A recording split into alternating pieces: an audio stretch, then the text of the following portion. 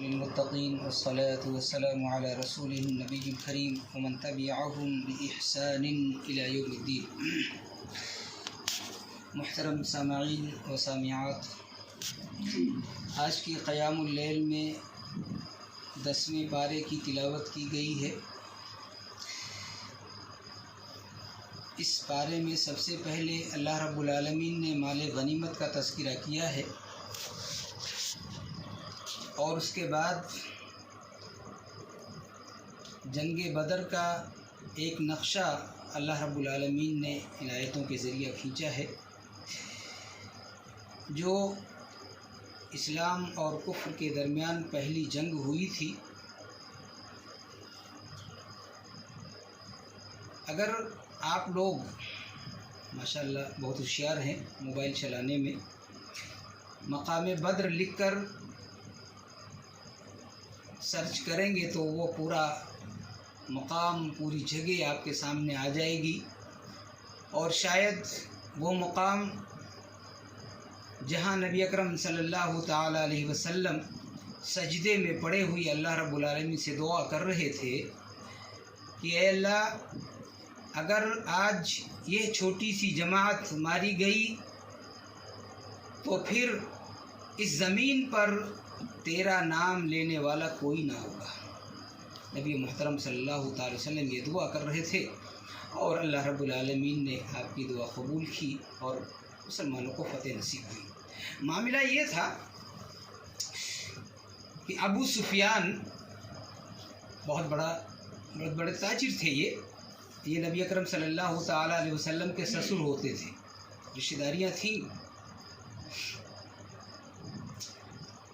یہ ملک شام کی طرف گئے ہوئے تھے تجارت کے لیے۔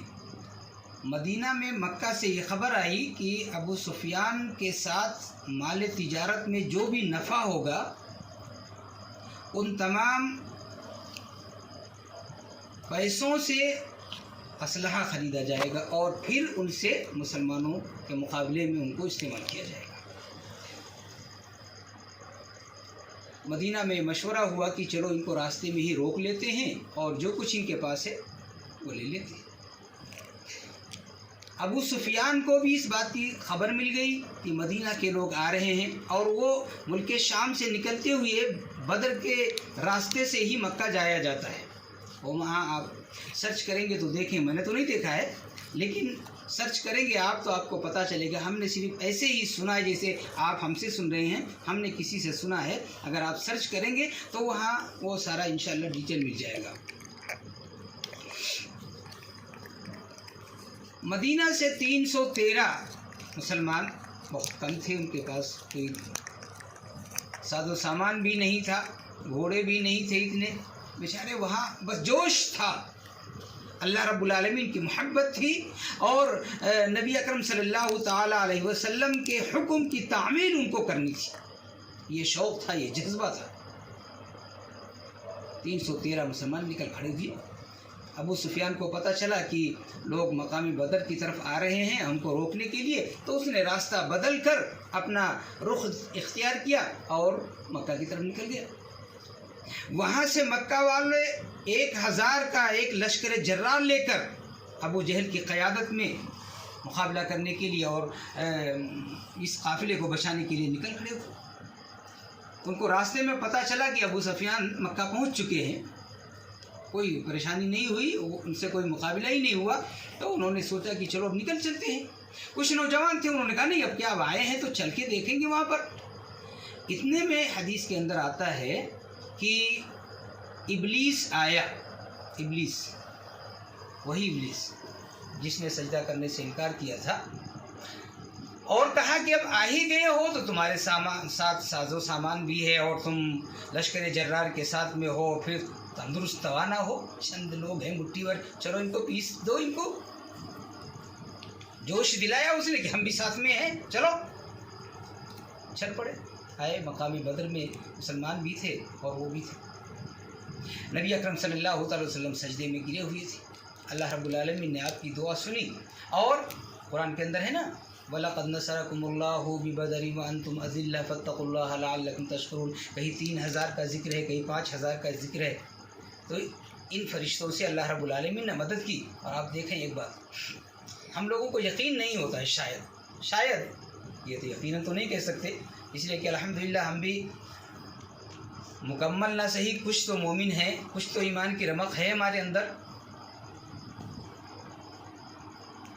تو ہم لوگوں کا ایمان اس قدر نہیں ہے کہ فرشتے ہماری حفاظت کرتے ہیں یا فرشتے ہماری مجلسوں میں بیٹھتے ہیں، ہمارے نام لکھ کر اللہ کے سامنے پیش کرتے ہیں. یہ باتیں ہم لوگوں کے دلوں میں نہیں ہوتی ہیں. اگر یہ باتیں ہم لوگوں کے دلوں میں ہوتی نا تو نماز سے، ذکر و اذکار کی مجلسوں سے، تلاوت قرآن سے، اور اس طریقے کے جو واقعات اور حالات ہوتے ہیں، جو مواقع ہوتے ہیں نا، ان میں ہم بڑھ چڑھ کر حصہ لیتے کہ فرشتے آتے ہیں، نام لکھ کر اللہ کے سامنے پیش کرتے ہیں. ہم لوگوں کو بس یوں ہی سمجھتے ہیں کہ ہاں ایک کہتے ہیں نا ایک قصہ ہے، ایک کہانی ہے جو بیان کر دی جاتی. نہیں، یہ قصہ نہیں ہے، یہ کہانی نہیں ہے، یہ حقیقت ہے. آپ کھولیں قرآن، اس کے اندر موجود ہے. آج قرآن کی جو آیتیں پڑھی گئی ہیں اس میں بھی یہ نقشہ کھینچا ہوا ہے. 10واں پارہ بھی دیکھ لیں، بہت سارے پارے کے اندر ہے ان قسم کے واقعات کو اللہ رب العالمین نے بیان کیا ہے.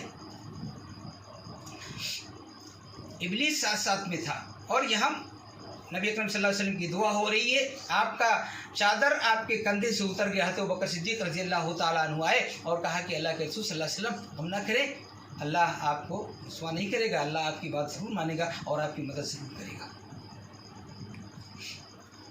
اس سے پہلے شیطان نے دیکھا، ابلیس نے، کہ فرشتے نمودار ہونے لگے ہیں، اترنے لگے ہیں. آپ اگر سرچ کریں گے نا تو وہ پہاڑ بھی دکھے گا جہاں فرشتے اتر رہے تھے.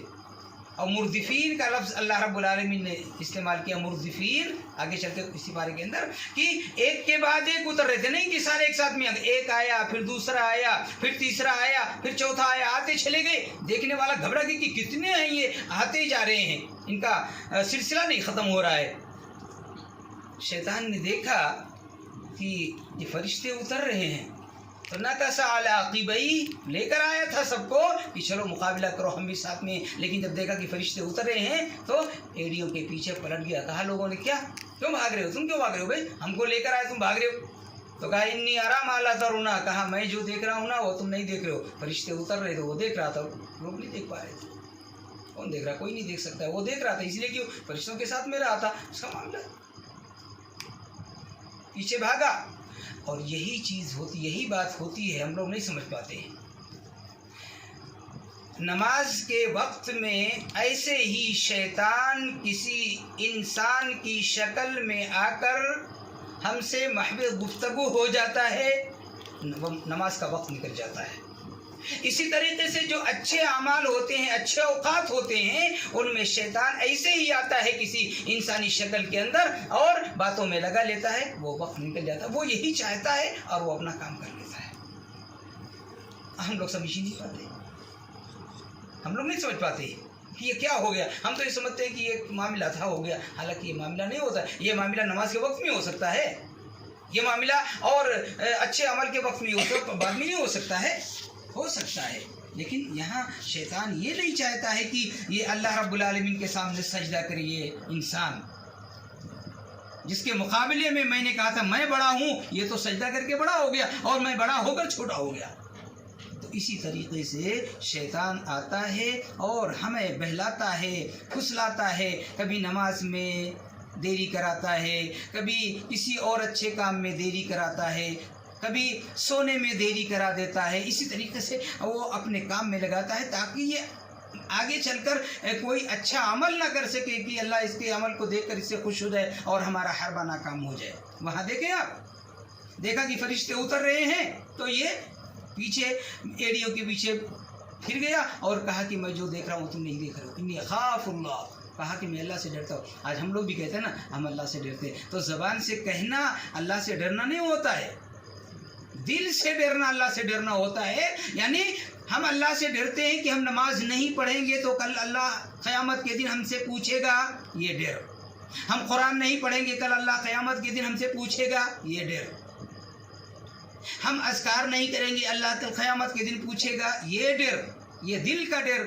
اس ڈر سے काम बनता है, ज़बान के कहने से काम नहीं बनता है। इब्लीस ने भी कहा था इन्नी अखाफुल्लाह, कुरान के अंदर है, मैं अल्लाह से डरता हूँ। तो क्या हुआ, वो अल्लाह से डरता था? अल्लाह से डरता नहीं था, उसने तो अल्लाह से मुकाबला किया, डट गया था अल्लाह के सामने वो, कि ऐसा कैसे हो सकता है, मैं बड़ा हूँ और बड़ा बड़ा होता है, छोटा छोटा होता है। आज यही बातें शैतान लाकर हमारे दिलों के अंदर डालता है और हमारे दरमियान दुश्मनी और तनाज़ुर पैदा करता है, और फिर हम आपस में लड़ जाते हैं। मोहब्बत की जो ज़िंदगी हम गुजारना चाहते हैं, शैतान नहीं चाहता कि हम मोहब्बत की ज़िंदगी गुजारें। वहाँ देखें, लाया, वो लोग वापस जाने वाले थे, लेकिन लाया उनको लड़ाया, और अबू जहल जो सरदार था उस काफिले का, वो पहले मारा गया, अबू जहल। तो ये ऐसा ही होता है, शैतान ऐसे ही हमको धोखा देता है। यईदुहुम व युमन्नीहिम वमा यईदुहुमुश-शैतानु इल्ला गुरूरा, इल्ला गुरूरा, सिर्फ धोखा देता है शैतान, और उसके बाद में भाग जाता है ना। मिन शर्रिल वसवासिल खन्नास, दिल के अंदर ये बातें डाल डाल के भाग जाता है, बाद में डालता है, भाग जाया करता है वो। लड़ो तुम, हम तो उनको सिर्फ लड़ाते हैं। इसलिए हर बात का ख्याल हमें रखना है। सबसे पहले ये कि कहीं ऐसा ना हो कि हमारी जो मोहब्बत की ज़िंदगी चल रही है, भाईचारा की ज़िंदगी चल रही है, पास पड़ोसियों की ज़िंदगी जो चल रही है, मिलजुल कर रहते हैं, कभी ऐसी बात कोई आकर शैतान हमारे कान में फूंक दे या दिल की में डाल दे कि जिससे अपने भाइयों के दरमियान हम लड़ पड़ें और दुश्मनी पैदा कर लें, इस बारे में ख़ास ख्याल रखना चाहिए। और ये मुबारक महीना इसीलिए आया है कि हम इस महीने के अंदर साल भर का मुवाज़ना करें, मुहासबा करें, और देखें कि इतने दिनों के अंदर हमने क्या क्या गलतियाँ की हैं। उन तमाम गलतियों को अल्लाह रब्बुल आलमीन के सामने रख कर हमसे माफ़ी मांगे। अल्लाह माफ़ करने वाला है, इसलिए कि अल्लाह रब्बुल आलमीन ने नबी अकरम सल्लल्लाहु ताला अलैहि वसल्लम के ज़रिया ये बातें उम्मत मुहम्मदिया तक पहुंचा दी हैं। वो बातें हमारे और आपके दरमियान भी हैं, और हम लोग जानते भी हैं कि अगर हम अल्लाह रब्बुल आलमीन से मोहब्बत करते हुए, ये मानते हुए, ये जानते हुए कि अल्लाह हमारे इन अमलों को कबूल फरमाएगा,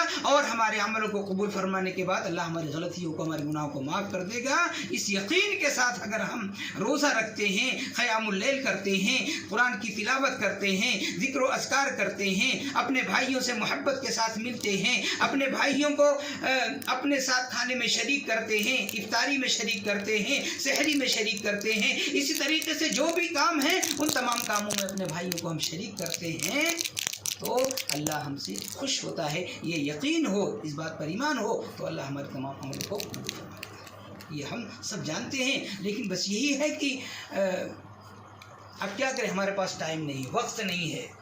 और ये कौन फूंक रहा है कि वक्त नहीं है? ये शैतान फूंक रहा है। नमाज के लिए वक्त नहीं है, कुरान के लिए वक्त नहीं है, तरावी के लिए वक्त नहीं है, शब-ए-दारी के लिए वक्त नहीं है, और सब कामों के लिए वक्त है।